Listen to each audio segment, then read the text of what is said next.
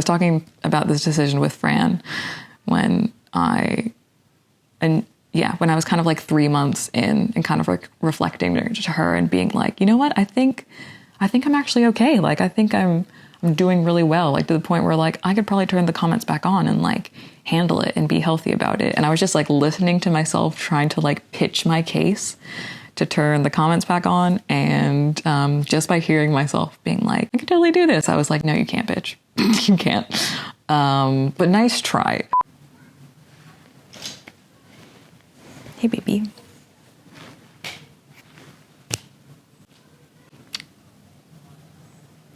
Hello.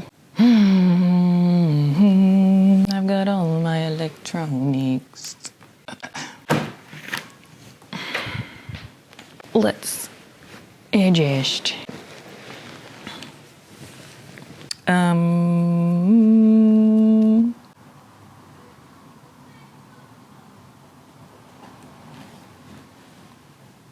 Hey, Charlie.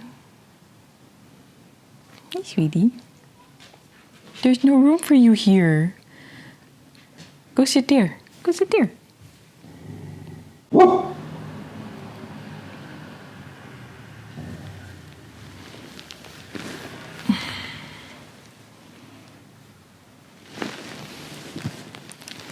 Kerr, you want to sit by me? You sit up here by me? Yeah. Good boy. Good boy. Thank you. I need this though. Okay. Thanks. Okay. Charlie's over here, the dog that I'm looking after this weekend.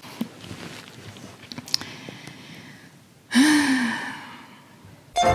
broke my heart, 'cause I couldn't dance.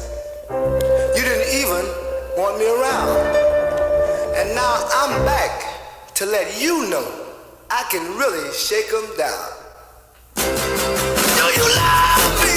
I can really move. Do you love me? I'm in the groove. Do you love me? Do you love me? Now that I can dance. Watch me now. Hey. Oh, work it out, baby. Work. Well, you driving me crazy. Work. Just a little bit soul now. Work.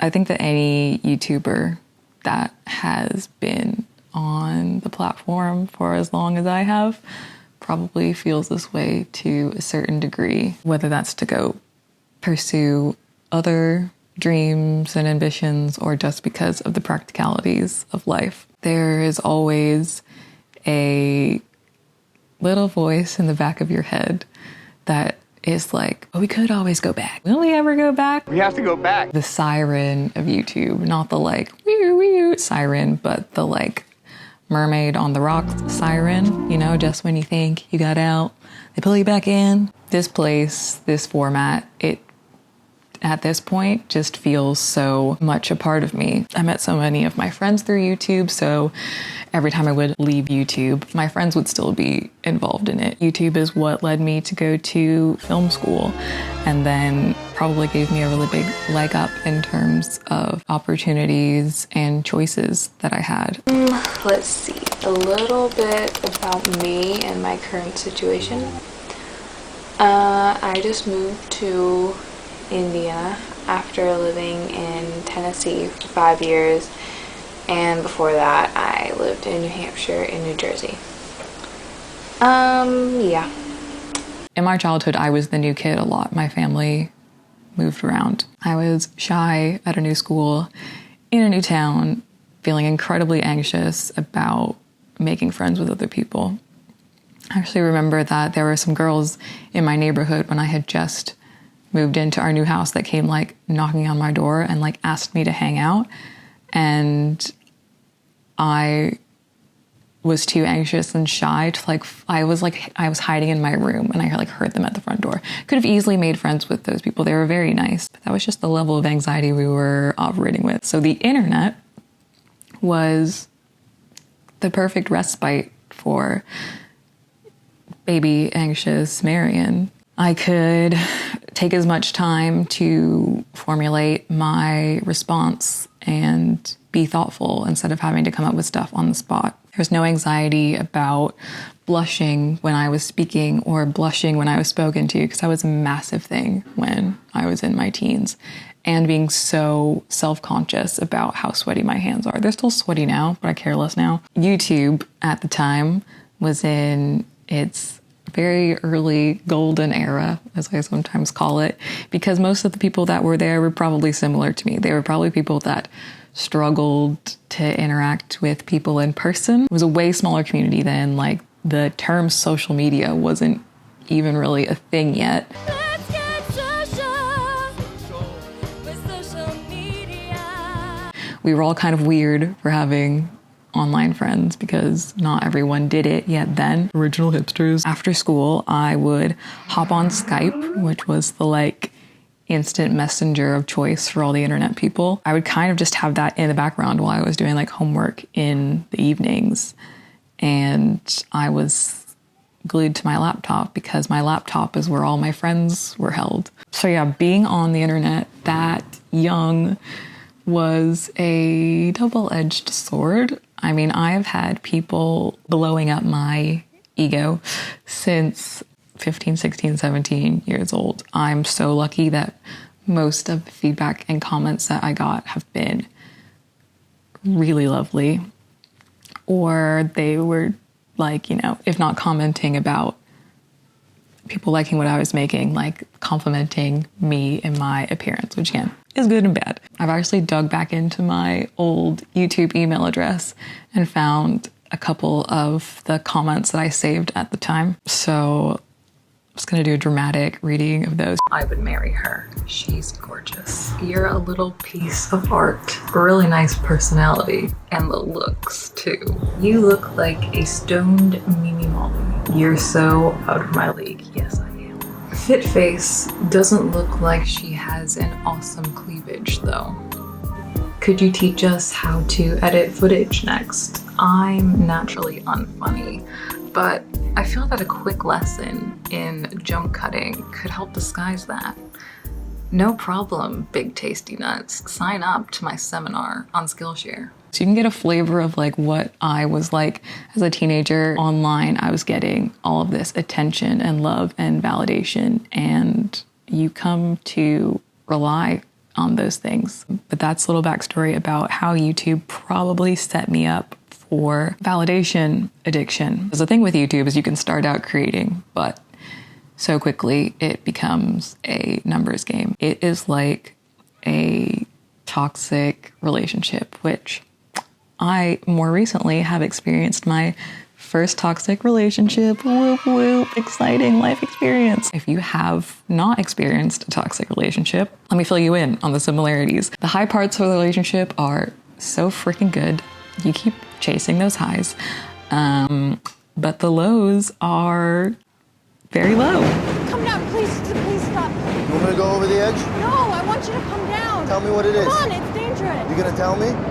No, stop. Please, come on, please. Example of high highs. The feeling when someone that you admire would subscribe to your channel or comment on one of your videos, or when you got a comment from a complete stranger saying something really heartfelt about something that you made, or when one of the videos that you made that you had no expectations about how it would do would suddenly just blow up and you felt like you had won the lottery. I still get an adrenaline high every time I post a video, even with the comments off. I get sweaty, I get butterflies in my stomach. It's a trauma response, right? I know myself, I know my personality. I am the kind of person that would refresh to see the view count. I would get upset if there weren't enough comments, which is how many comments is enough, right? You're always gonna be moving that goalpost. It's never enough. If I wasn't seeing the arbitrary numbers that I wanted to see, then I would feel bad. I realized that, if there wasn't even an option for getting validation from my videos, then I would be able to keep this place as what I wanted it to be, which is just like me making shit. It also kind of felt like that I was a little bit doing the like, I'm not like the other girls, which by the way, I am like the other girls because all of the girls are great. I kind of had this vision of myself being like, I'm that mystery channel with the comments turned off, but they're not turned off because I want to like not give anyone access to like write mean things at me. No, she has the comments off because she doesn't want people saying nice things to her. And it's not like I don't think I deserve nice comments. I know I do. But I knew that my past behavior meant that it would become less about the making and more about chasing affirmation from other people. Turn it off. No. I have to see more. Feel more. I have felt a lot of liberation from having the comments turned off this time around. And yes, I know it absolutely tanks my favorability with the algorithm. Well, I'm telling myself it's killing my views because no one's engaging on the channel through comments. So then YouTube thinks like, no one likes these videos, so it doesn't like push it out and suggest it to more people. But if the reason that I'm here is not for it to be seen by more people, but just because I want to make things, then the algorithm shouldn't really matter. So anything, it's like a point of pride if the video has really low views. Right? It made more sense in my head than when I said it out loud. But I think you get what I mean. That being said, like a sneaky accountant trying to find the ways that their client can evade taxes, have created some loopholes for myself to still get validation. Loophole number 1 is I made a newsletter, which you can subscribe to because I want to not promo my videos on social media because I would love to